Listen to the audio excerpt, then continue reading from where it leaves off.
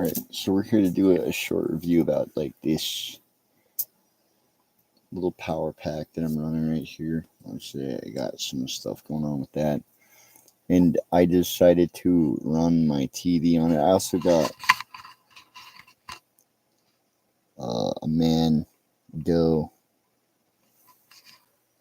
over there. You can see it right there. The light's right there. I'm pointing right at it in the camera. Not that thing, but like right there is the Mango. And I'm running a heater off of that, and that has an interesting lifespan with the heater. And I'm just doing a short review for some people to help them do a review on their product. But I decided to run my TV and my computer off of the Delta here, and I'm sort of impressed with that. And I was going to do a review on this and that, and somebody else's OPS 5 mega battery or something. And for this thing, I decided to unplug this thing, and it was fully charged, and it decided to run my computer and my TV and be like 70% charged in the morning after I forgot to turn it off, because I thought for sure it would like run the battery dead. And surely enough, my TV and my computer were still on from, I guess, this having 1,000 or 4,000 watt hours inside of it is what I've heard, and able to run 3,000 watts is what the specifications say on the internet. And I was mildly impressed with the capabilities of this battery. I would possibly suggest this, but I don't know what the other ones do, so I was going to make a review based on this battery, that Mango E in the shelf over here with the light you can see right there. I'm pointing like pretty much my fingers right on it. And I charged this massive battery off of it, and I guess this thing's pretty powerful. I've got another battery coming that I'm going to do a review on. I charged my e-cigarette off of it. It seems to run everything really fine. And it also, one of the advantages of having this is my cables no longer heat up, is now they stay cool because this regulates the power better. And so does the Mango. I no longer have fear of like starting fires with running my heaters and shit. Sorry for the word, but that would be really bad, is basically what I'm saying. Is if you ever get hot cables, you obviously want to change your tactics to something similar to this. Getting like 2 of these to run 2,400 volts means that electrons are able to pack in smaller spaces and deliver themselves more effectively into your devices with cleaner running operations, giving your devices longevity and longer life, and being able to run without heating up their components, and instead of being hot where they're supposed to be hot. So, and I would talk to you about the advantage of having 2 of these versus 1 or 2 Mango e-power stations, or 2 OPSs, or if it's possible to use the setup to be able to power something like that from them. Per se, they're cross compatible, which I doubt that they are. I would highly suspect that the manufacturers themselves would tell us not to mix Pro and OPS together, because they seem similar in their specifications, but they are actually 2 different chipsets. The chipsets are like a little longer in electrons in the running from their converter and inverters than it is with like the OPS versus this or something. The chipset capacitor is right next to the transistor or not, and like the electrons will act differently. Going to a 240 volt system, it might seem instantaneous, but like that 2-inch difference is going to make a difference when you're powering something. Like something might lag here or there. I mean, it might run optimally. You never know. It depends on what you're doing. It depends on what these batteries manufacturers are building into these, and I would assume that they would stop themselves from blowing up and deactivate by turning off on overvolt controls and such, or heat detectors and overcharge or overcurrent protections. So I guess that probably ends this short little video about these being reviewed currently. This has like a lot of ports. I normally talk about that, but I just tell you that this battery so far is really good and that mango is really good, and this is kind of a video to show these off and say that these are actually great products.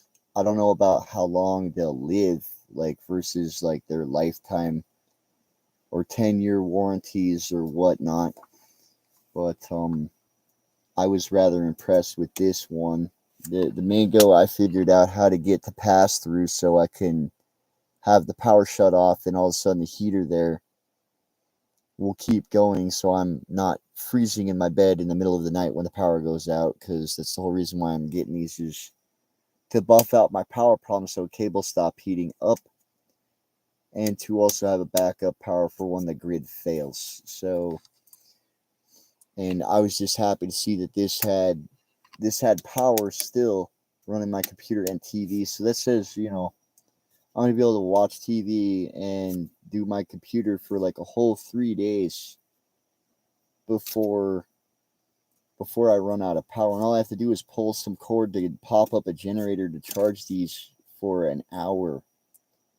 So I could run a gasoline generator for an hour and then shut the generator off, and this will sit here and power it for like 12 hours or 3 days or whatever, as long as I'm not hardballing video games. I mean, I would assume that doing video games on my computer is going to make it run at 500 watts versus like idling at 200 doing browser work. So, later on we're going to be making more videos about doing reviews with possibly Opius. I mean, if I can find a way to get my hands on one of those Opius devices, or if I can get one, I'll definitely do a comparison with this battery with the Mango E-Power Station, which has 3,500 watt hours, which I guess means that you can run 800 watts for an hour, and that means that the 3,500 will go down 800 minus. So minus 800 watt hours after you run 800 watts for an hour means that it'll have like 2,700, and you could recharge 800 later.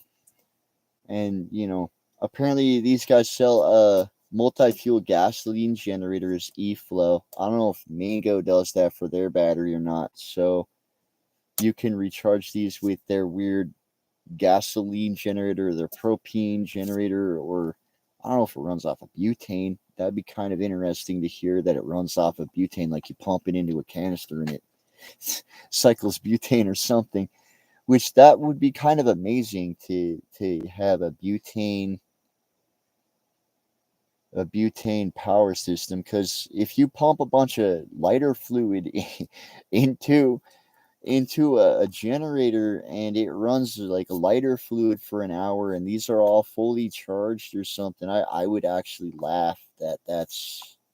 That's kind of a fascinating concept, because lighter fluid's rather cheap, dude. If you can run that for 2 hours to recharge all your batteries, all of a sudden that's really smart or something. Just like turn it off and fill it up with a big can of lighter fluid. But I would assume it's propane and gasoline. So, if the propane side does that sounds fun, that it runs off of that. Because if you ever have the apocalypse and you got lighter fluid, you're set to go. So that kind of wraps this up. I know I didn't cover everything. I wasn't attempting to cover everything this video. I was just attempting to make a video that is what the person is asking for. A video that is in reference to the topic concerning this, or being content that is of this particular classification. So this battery is sort of sitting here. This is pretty close to being comparable to the mango. They're about the same in size. I mean, the mango is like a little wider, but and they're all around about the same weight. I mean, I'll probably get to more definition and detail later on when I have these to review, to make a cross reference on my professional opinion on what's better or what's worse based on like the concepts. Like Mango, E-Power, I think all three, I think Opus 5, this, and the Mango E-Power Station all can have two of them. And you could do the 240 volts instead of the 110, which means your devices will run with less heat. Your devices will have more longevity. Your devices will be able to run optimally and have the proper kick and power, as well as be crisp.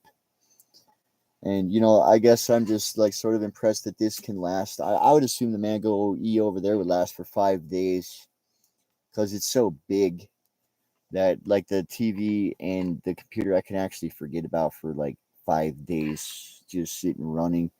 I'm like running that heater off of it and it says 2 hours on it, and that's decent. I mean, all I need to do is figure out how to pump that up to 8 hours so when I wake up it's on and I'm like the power's out. And yeah, so there you go. I'm gonna wrap this up and hit this off somewhere.